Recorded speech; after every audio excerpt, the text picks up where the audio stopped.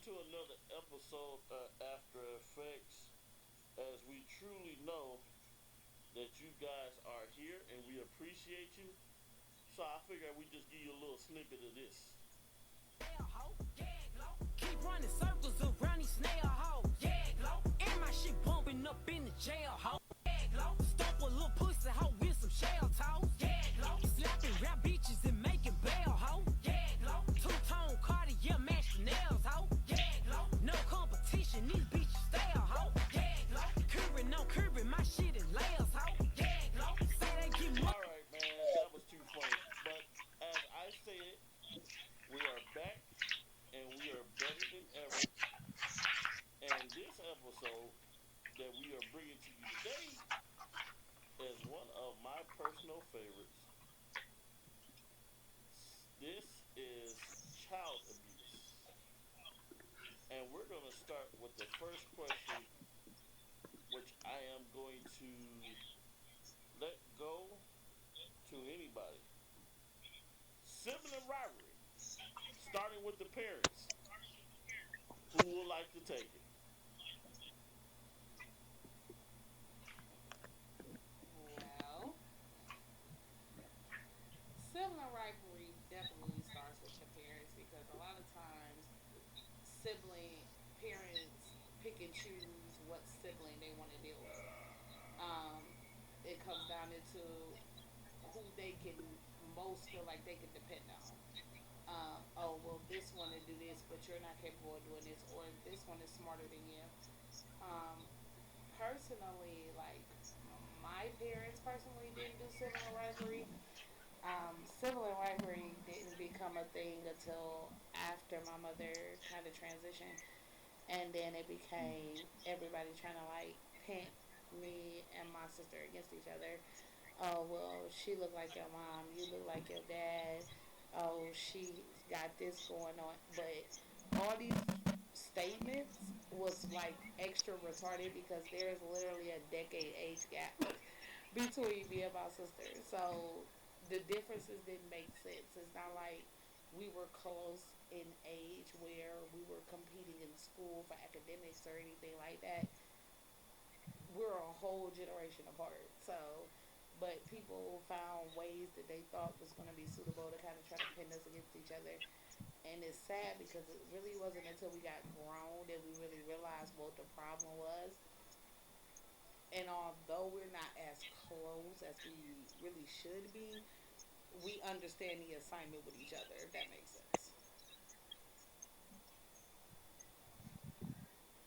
Big bro, you want to take next? Okay, to piggyback off of that,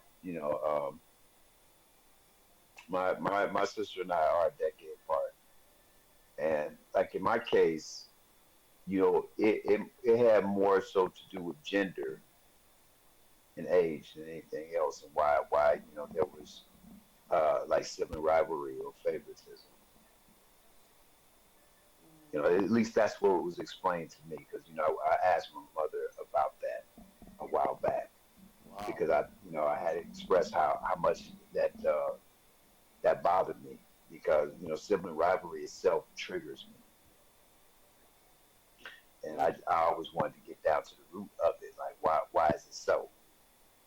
And her logic, it just was based on gender and age, which I will disagree until the day I die. Thank you. Mm. Thank you. Okay, well, that's pretty much what I was gonna say. But I, for one, have experienced a lot of that due to the fact of I come from a blended family, but we never got that blended side of it down. It was always a us versus them type of mentality, and for whatever Mm. reason, parents don't seem to understand that children can detect when one child is favored over the other. Just to give you a little scenario, like, and families have a big role and part of that, but it's the parents' job to make sure that even if you are a blended family, none of the kids feel that void or separation. Here's a scenario. Um, Growing up, although we were blended, we felt that division because one side will send all the kids toys and stuff, but when it came for the other side to send all the kids stuff, they will only send stuff to go to who they know and are claimed to their side. And so when the kids will be like, really? So they just sent them stuff, but we all supposed to be a family. How come the only time we come together is when weddings or funerals happen? Ain't no more big mamas no more. Ain't no more matriarchs of the family. No, because matriarchs of the family in today's society means control. It doesn't mean leadership.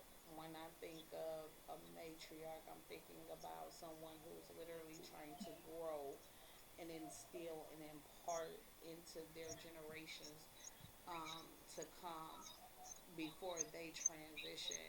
Now we have 20-year-olds trying to be big mamas that make sense. How are you?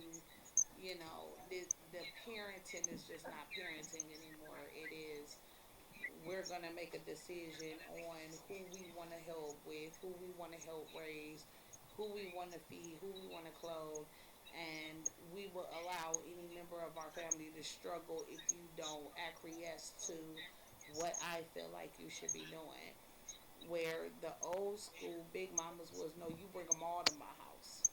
I don't care if they troubled. I don't care if they done been in jail. I don't care what you just said about you bring them all to my house because Big Mama could get everybody together. But that's not what it is anymore, and it's sad because families aren't family anymore.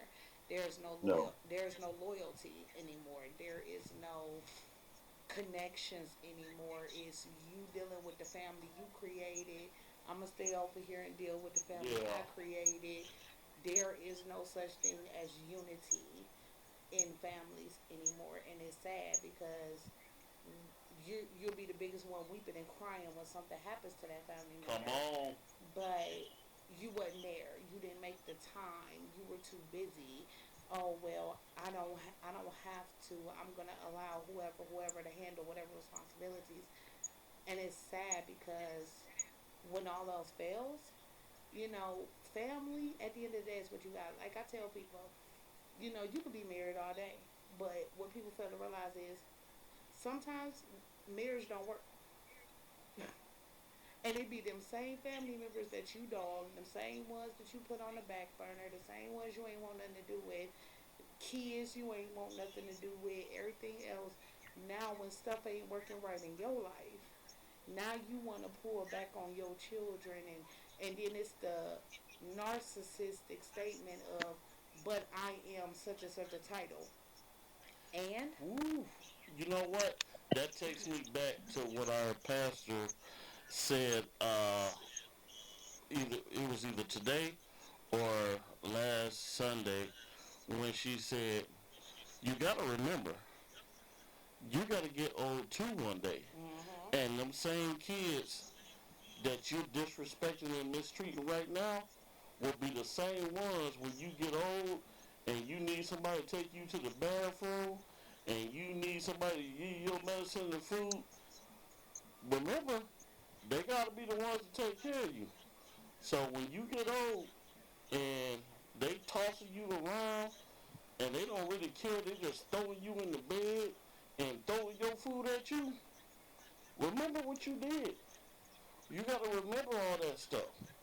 Which leads me to my next point. Superman, we ain't really heard from you. You are a parent in your own right. So I gotta ask, if you are seeing this and you're like really close to this individual and you seeing that the kids see the double standards, how would you deal with that? You said, how would I deal with that? Well, first of all, I don't know what it is, if you will, kind of like different generations have different mindsets. Hmm. And just from my own personal experience, it's a thing of, well, you didn't get to do this, or you didn't get to do that. I didn't get to do this. I didn't get to do that. So why should this one get? Well, see, that's because you have to take it back. Where did it all start? They're not called generational curses or generational trauma for no reason, you know? And it's like, it has to be some healing that comes in somewhere. Because when you don't heal, guess what? Hurt people hurt people. But if that's all they know, that's all they're going to be able to pass down. And me personally, like I said, having seen and heard things throughout my life, I know it's just certain things that I wouldn't try to put on my child. And especially to piggyback off of the point that you made of, well, when it comes that point in time when I'm not able to take care of myself anymore or what have you, if I mistreat her, it would be awfully arrogant of me to actually think or believe that she would actually step up and take care of me, knowing that I dogged her out at every turn. Exactly, and I have to totally agree with you. But unfortunately, the mindset of a lot of so-called parents, because I'm not gonna call a dog can lay down and have a baby. It doesn't make them a parent.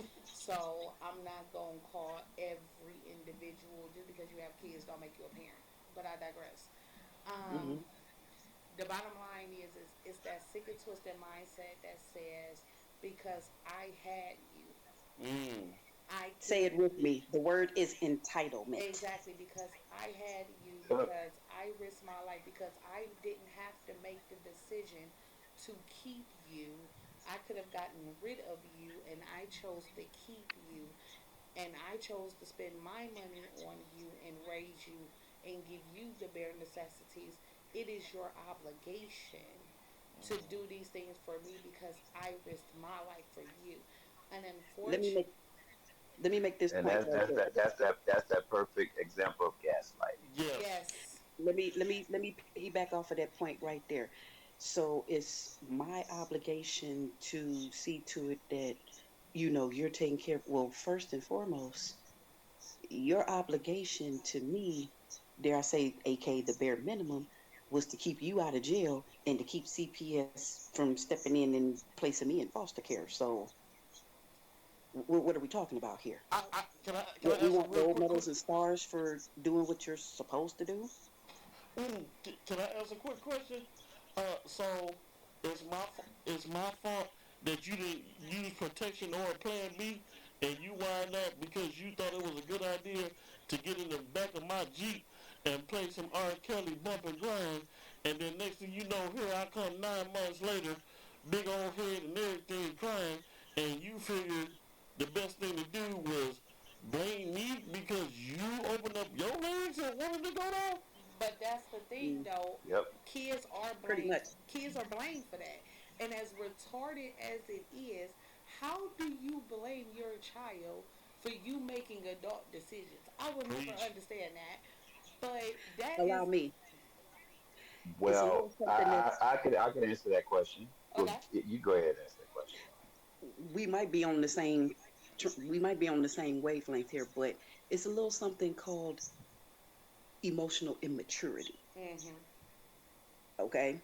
And what happens is when things take place in one's childhood, because of how they were raised or whatever experiences they went through, things that they've seen and heard, and stuff like that, it causes them to, dare I say, kind of like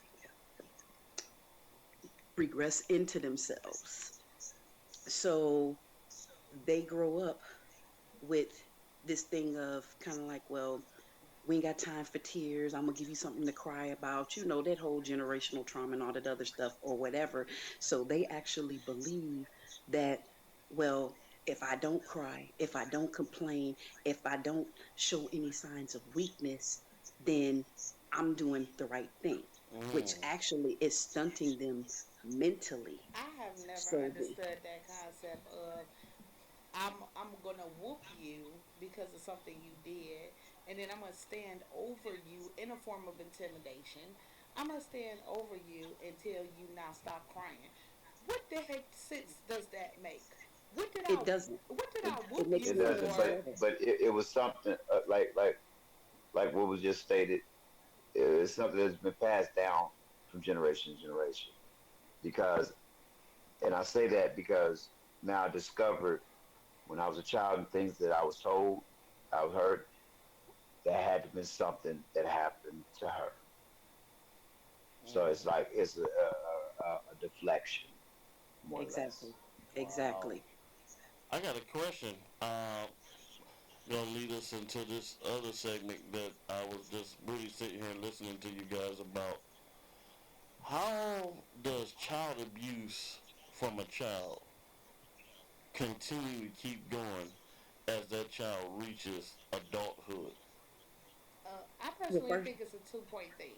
I think it's a two-part thing because once you pass a certain age, living in trauma becomes a choice.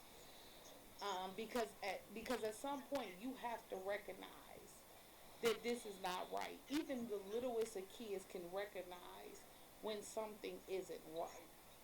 So once you pass a certain age, continuing the cycle of trauma becomes a choice because you can say, I don't want nothing to do with you anymore, and you will be well in your rights. I'm not going to treat my child the way you treated me, and you're well in your rights.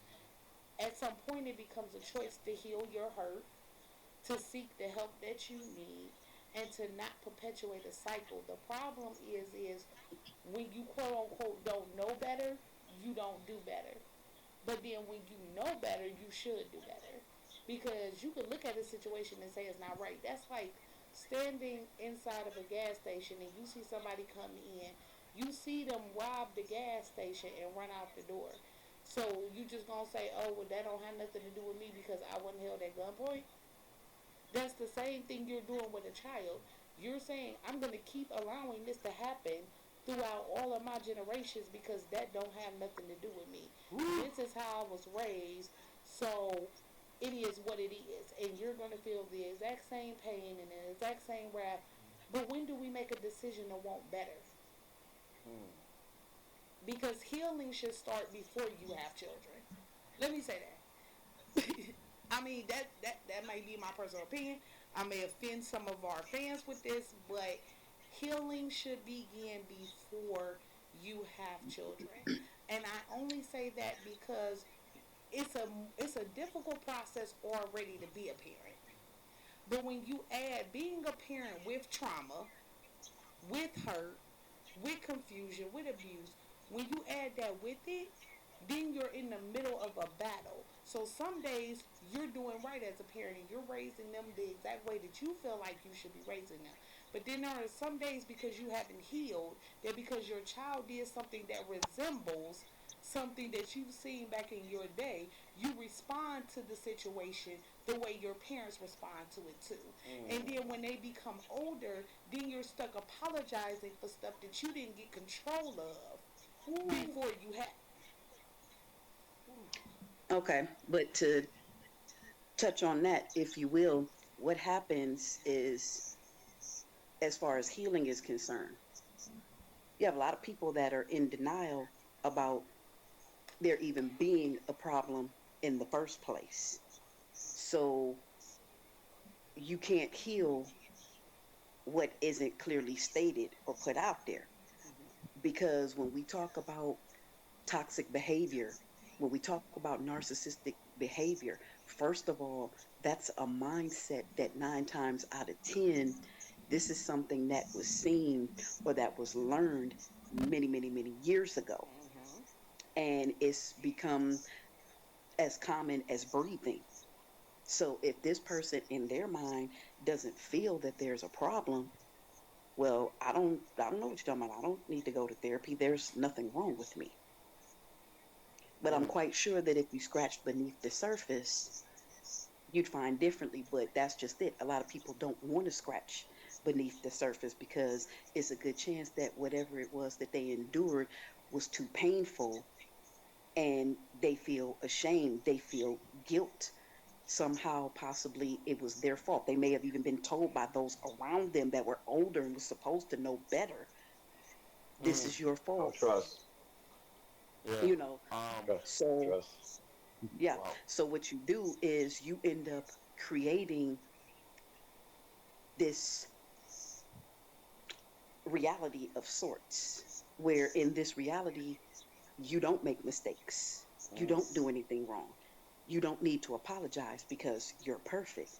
And if anybody tries to challenge you on that, then they're an enemy, and it's going to be a problem. So again, the whole thing about healing, it's like you have to recognize that there's a problem, but so many people don't want to do that. And that takes work. To me, that's kind of like people talking about, oh, well, I went to therapy and it didn't work for me and stuff. That's like you sitting on the exercise bike and not pedaling. Well, of course, it ain't nothing going to happen if you don't put in the work to do it. So Exactly, come exactly. on, let's I, be And realistic. I definitely have to agree with you, Superman, thing on that because the first sign of understanding that you need help is recognizing that you need it. And the fact that you're asking people to recognize, to look inside themselves, and then especially in the African American community, therapy is like a cuss word. yeah. Let's be real. It says, oh, well, you want me to sit in front of somebody and tell them my problems? Well, what is they going to do? And that's another generational curse that comes down the line of saying what goes on in my house stays in my house. You Hmm. don't talk to nobody about nothing. If Mm-mm. Uncle Boo Boo touched you, it is what it is because he touched me too. You suck it up, you deal with it, you move on. Oh, if You you sweep it up under the rug. exactly. If you get pregnant by your cousin, we gonna get this baby up to adoption, and you gonna move on, and you gonna Don't go to lie about it. school. You gonna go to school like nothing happened, or whatever the case may be. And it's a sad situation because honestly, we're losing a lot of our African American people, especially our men, because of the stigma. Men don't cry, men don't feel, men don't have emotions. That's a sign of weakness. Your only job on this earth is to work, provide, and produce as many kids as you can get out in this nation so that your name lives on. And it's a sad, sad situation because it takes an individual to really be able to crack a shell in order to get, especially a male, to say, I need help. Well, I'm gonna just be honest. For me, as I was talking about in the earlier, y'all know the voice by now. It's Mr. King Solomon Jr. As I stated, I grew up in a blended household, and what I'm about to say could very well offend several of the family members. But at this point, I gotta speak my truth, and have to remain on my healing journey. And if you are offended, it is what it is. God bless you. I pray with nothing but blessings for you in everything you do. But growing up in a household where you have two blended families coming together, that was the most toxic, diabolical, narcissistic family home I have ever known. And I didn't even know what the name was at the time. There were fights every day amongst the kids because we knew that there was a difference. We knew that some of the kids was favored over the rest. And they would take And, advantage of that. Mhm. and it's sad to say, Exactly.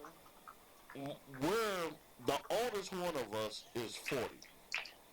The baby of the group, and it's 5 of us, is she about to be 20. So let's just we just gonna put it out there. For those of you that know, you know. The oldest is 40. She's about to be 41. She's living with a guy that is a serial cheater and has a head problem. The second oldest has an addiction to being with women in relationships, via married or just a girlfriend and boyfriend. The third is married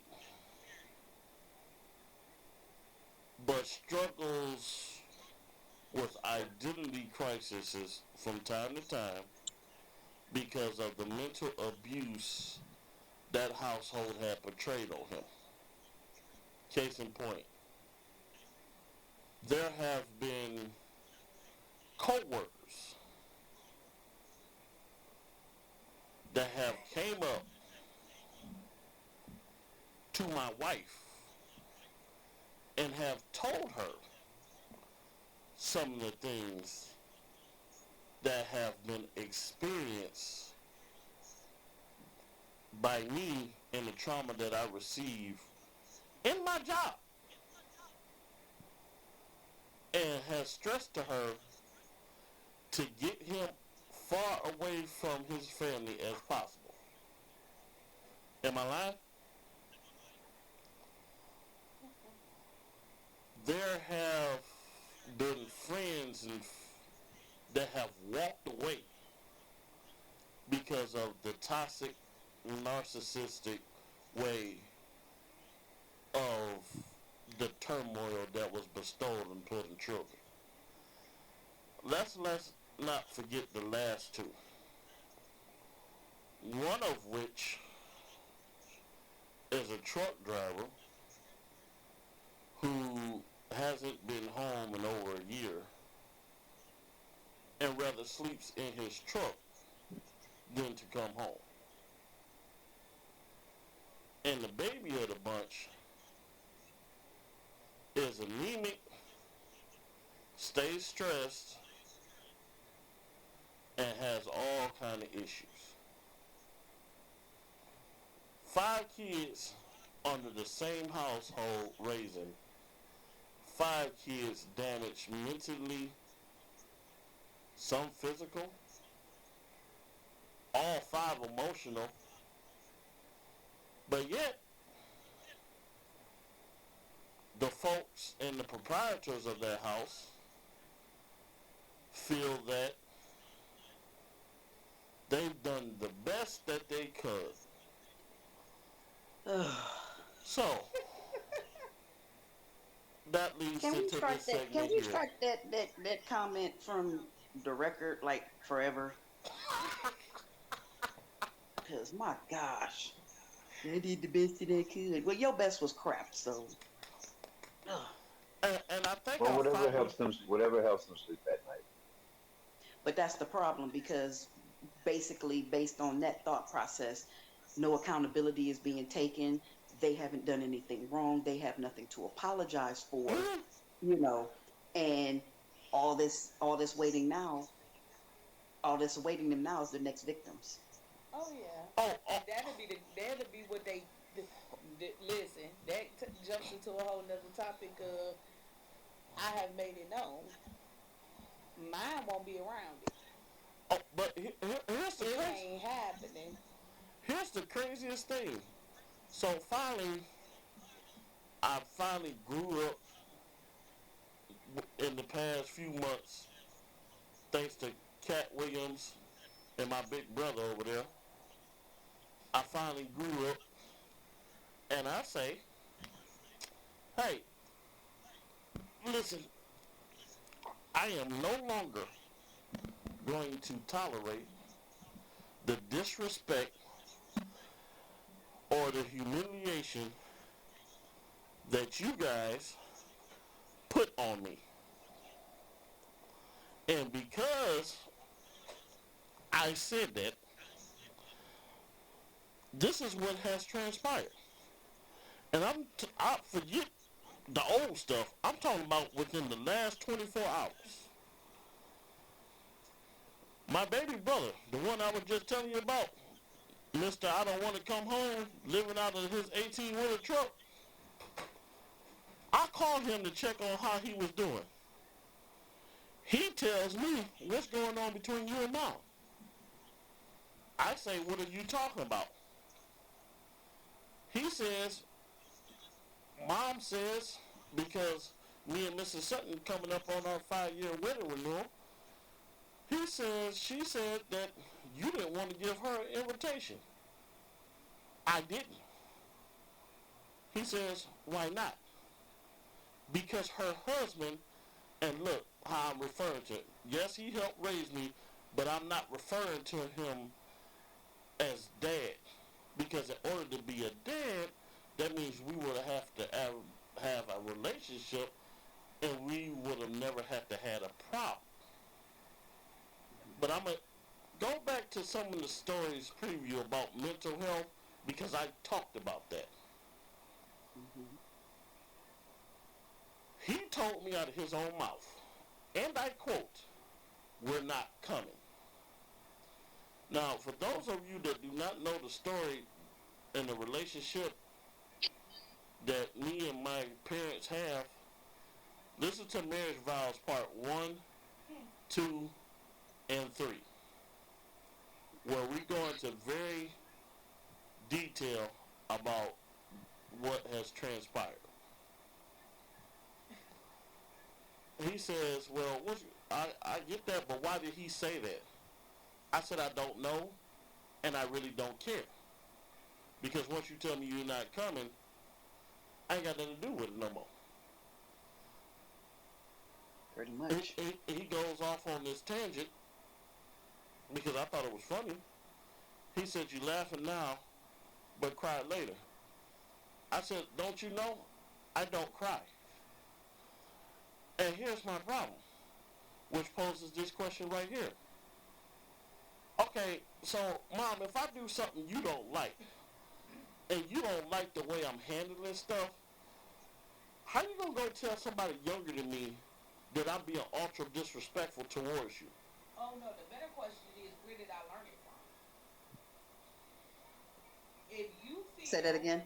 that I'm not handling something the right way, where did I get it from? Where did I get this learned behavior from? That you feel like I'm not handling something the right way. What did you teach?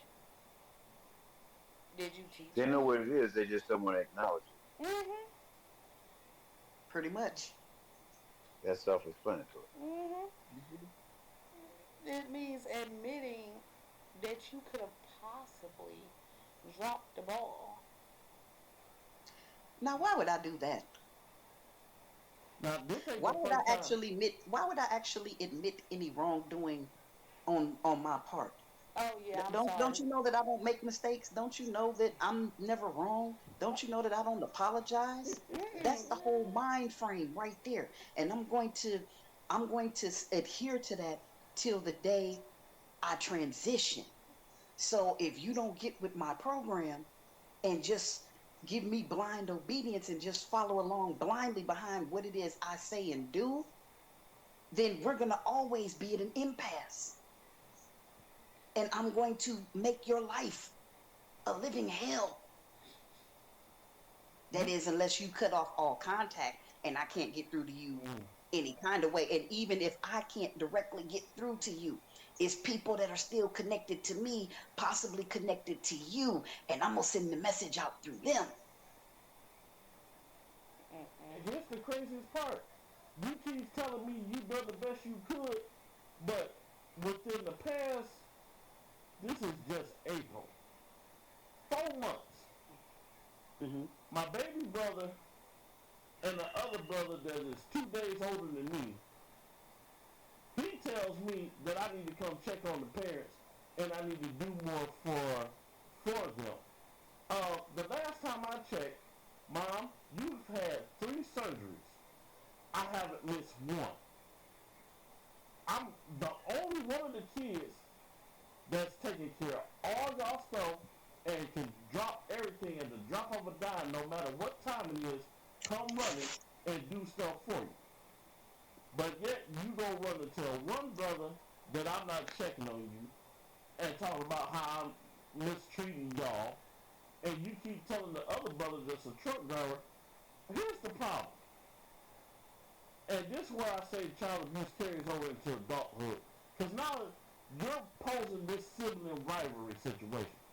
Because if I wasn't grown enough and adult enough at this very moment, and I have never used this word in my life, you can cause a lot of hate and friction between the siblings.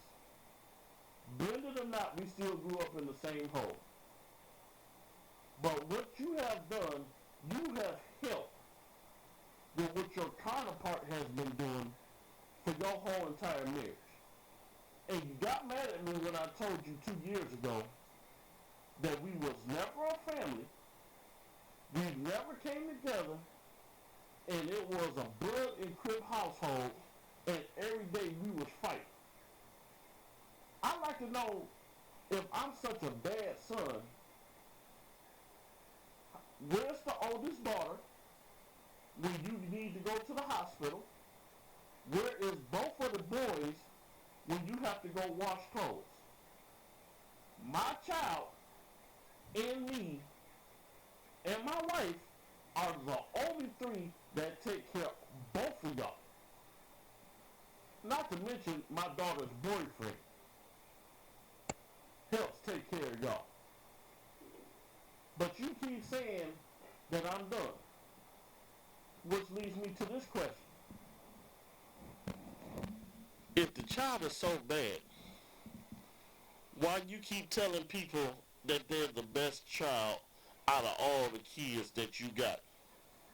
Because it's a mental game. It's a Thank complete you. mental game. It's a I want to still have control. And here's a prime example. When you made the decision to get married, they were looking to be able to control the marriage as well. As long as you can bend the marriage to suit your needs, to do what you want to do, then that's fine. But if you ask to break out the box, if you break out of the normal for them, that's a completely other issue. Of course, everybody knows that you're doing it. I mean, not being funny, you're the only one here. So Mhm. who else gonna do it? Now, if we had to follow my advice about 4 years ago, they would have been on their own because I was trying to move back down south. But I digress. Regardless to the fact, the whole thing in a nutshell is, of course, you gonna be pinned as a bad guy when you change the normal.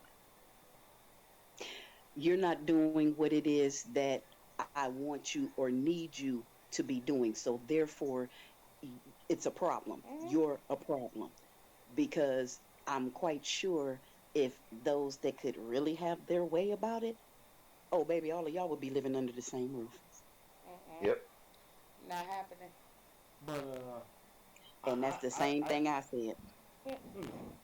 I guess I gotta say this. I mean, since I'm such a bad kid, the last time I checked, nobody I've ever dated before I was married has ever called up to the house threatening to kill either one of you two.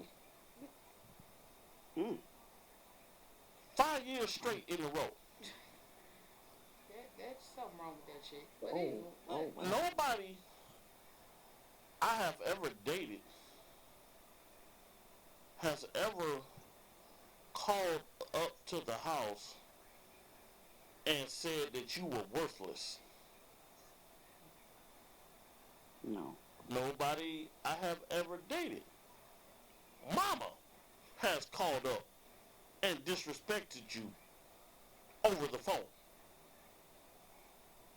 Nobody that I have ever dated has ever told you to shut your mouth and cussed you out. Although some could argue you needed it, but I digress. And for a final little situation before we go into this next segue, the last time I checked, out of the 5 kids,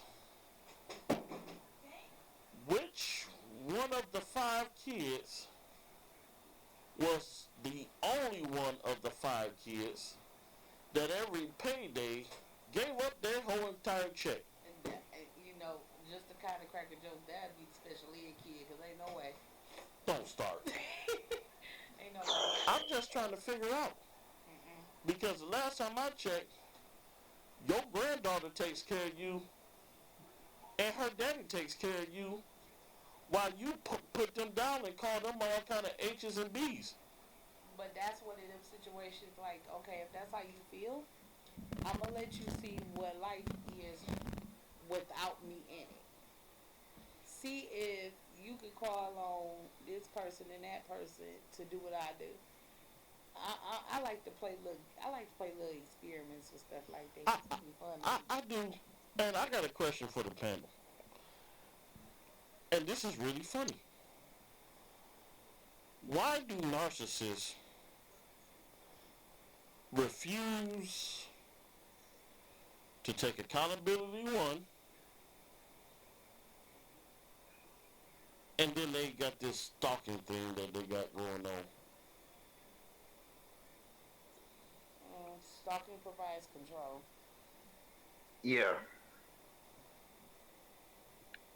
They want to, to answer that question, my opinion is, I believe they just want to be right about situations when they know they're wrong.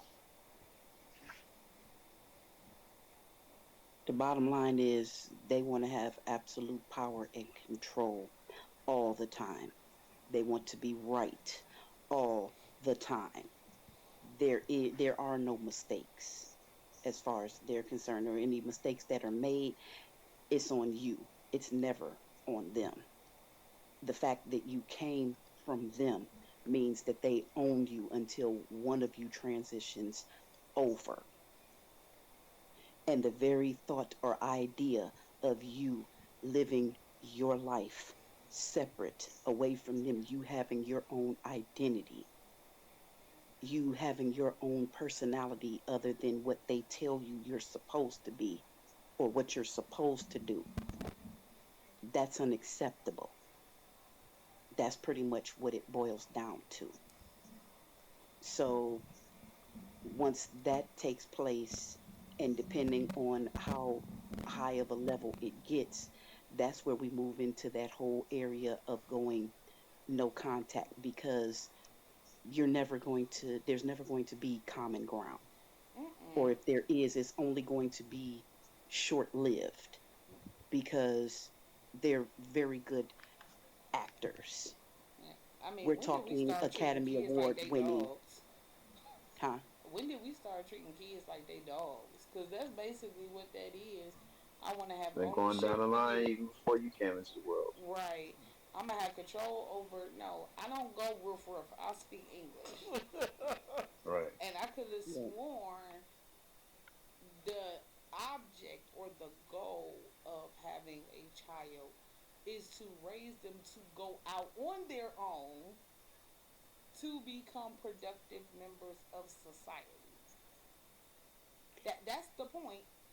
You raise them so that they are their own individual, so that they can live outside of you. I guess we miss that, but if we go by the proper cycle of a life, then you gonna mentally screw your kid up to the point to where they can't function without you.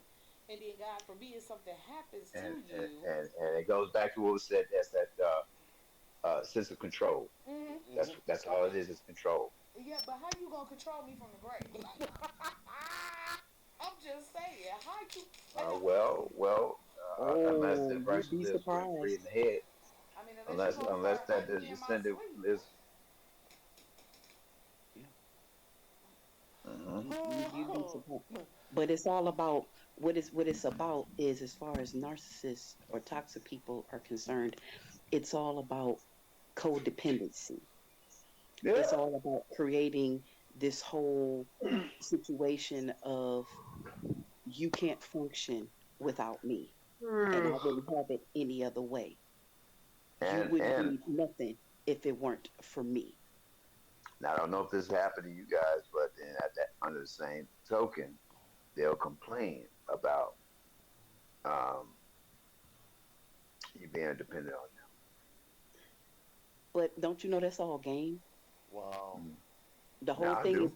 is all game because first of all, if I brought you into this world, I hate that I'm saying. supposed to, I'm supposed to teach you the facts of life, morals, goals, things of that nature. But if I do that, then it's a good chance that you might actually decide, you might become intelligent and you might get out here and you might actually become something worthwhile to society and be able to function without me, which means, uh-oh, now I don't have you to depend on or whatever. So here's my part in it. Here's where the game comes in. Here comes where the game playing and the manipulation comes in. If I teach you as little as I possibly can, throwing phrases out there like, well, I I I I, I got a certain way of doing this, or you do this too slow. I do it faster, or my way is better, or whatever. If that can get me out of teaching you how to be independent and how to do things for yourself, if I take your ability to do any kind of critical thinking away from you, then that means I will never have to worry about you abandoning me because to some to some point or some fashion, you're going to have to depend on me. Or at least I'm going to try to create the situation to where you're going to depend on me. Even to the point of where we might be living under the same roof and you can't, you'll never have enough money to venture out and move out to yourself because I'm going to always make it seem like I'm in such a bind. And that may be the case. Mm. That may not be the case. But how would you know? How would you be able to check that out? Because after all, you can only, believe what it is that I tell you. I'm only going to tell you so much. Well, Super, you just came up with a very important question that I ain't even think of, but I guess I could go ahead and ask it now. Why do parents treat their kids like slaves instead of children? That's why I said I don't know why people be thinking we bark.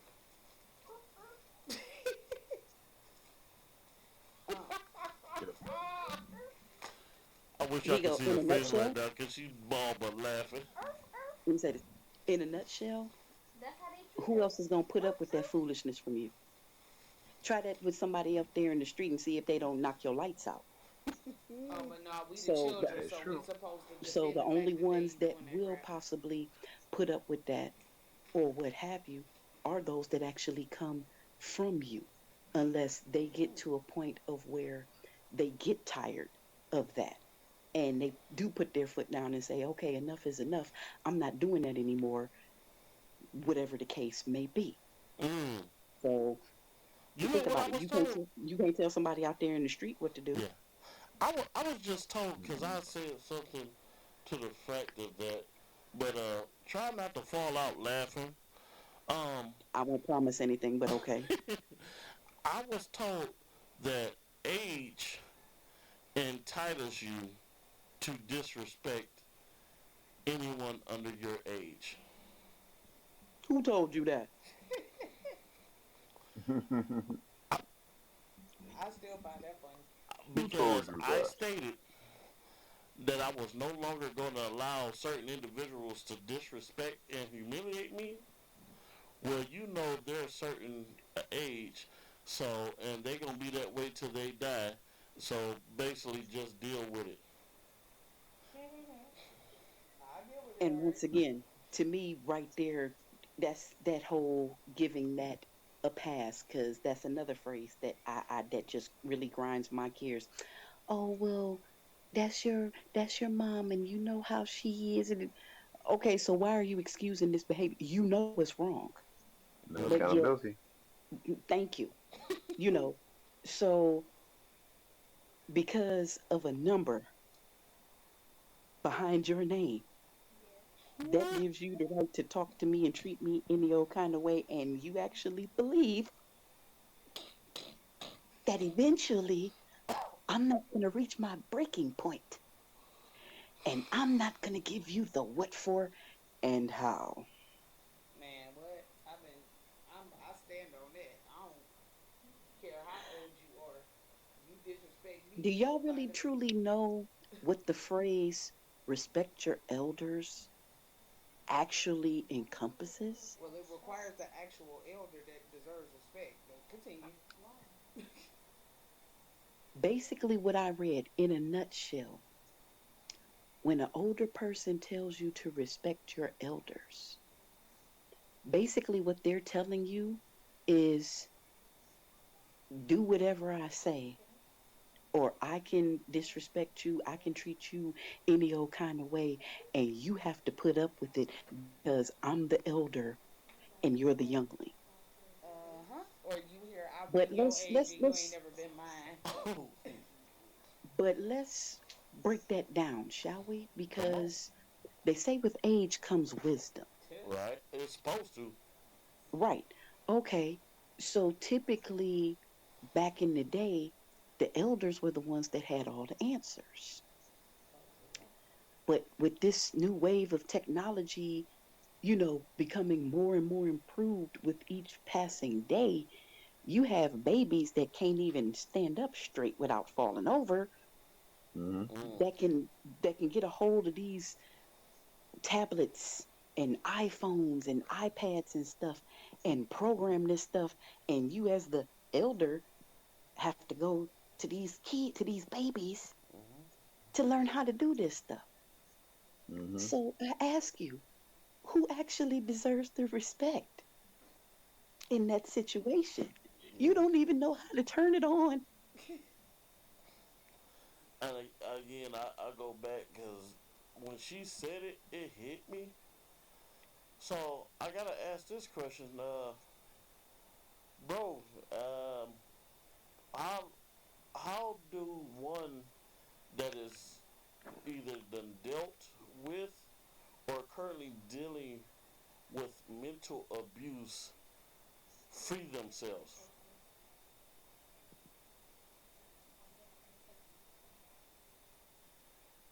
bro? Sissy, you want to take this one? You said, how do they free themselves? Well, first of all, recognizing that it's been games that's been played. That's the whole thing. And 9 times out of 10, what happens is, first of all, look at it like this: the toxic person or the narcissistic person or people or whatever, they're going to try their best to keep you isolated. Mm-hmm. Okay. They're not trying to let you be around other people for the simple fact that somebody else could possibly be cluing you into, as far as like who they really truly are. Yeah. In other words, they're exposing them. Ooh. So the last thing that that toxic or that narcissistic person wants is to be is for you to be around someone else that's in like, oh well, they do this or they do that. No, that's wrong. They're not supposed to do that or whatever. Or you'll read something or you'll see a video on social media, and it'll break down or have highlights or points to it, Mm-hmm. and you'll be like, you know what? Mm. Yeah, Wow. like that does. that does like really? Is that what that is? Mm-hmm. And then you start to awaken because you've been asleep all this time. Yeah. And it's like you start to get this awareness like, okay, something isn't right. So now you start reading books and you start listening to people, you know, motivational speakers and things of that nature.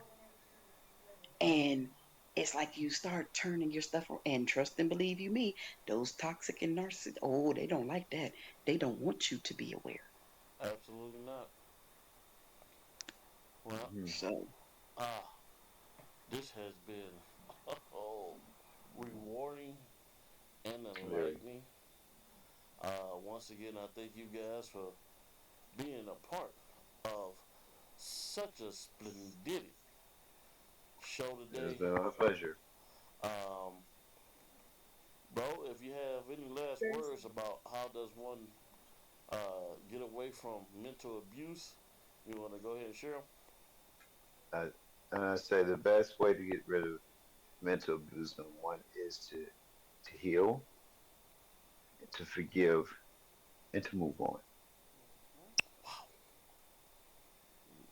And if y'all don't know, that's my big brother King Joffrey Joker. And for my brother and my sister and the missus, we are the After Effects Gotham City crew. And until next time, we too cool for school and stay that's right. blessed. Superman's daddy signing off.